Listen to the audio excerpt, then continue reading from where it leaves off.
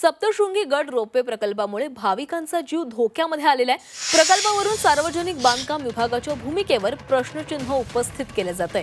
गडावरील रोपवेचा प्रशासकीय करारच गायब झालेला आहे। 15 दिवसात अहवाल सादर करण्याचे आदेश देण्यात आले आहेत। सप्तशृंगी गडावरील रोपवे प्रकल्पाशी संबंधित करारनामा स्थानिक ग्रामपंचायत आणि वणी संस्थांना अद्याप देण्यात आलेला नाहीये।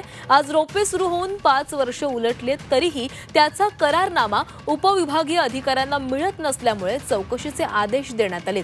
प्रांताधिकारी अनुकरी नरेश यांनी रोपवे कंपनीकडून करारनामा सादर न झाल्याने पुढील 15 दिवसात प्रकल्पासंबंधी सविस्तर अहवाल सादर करण्याचे आदेश दिलेत।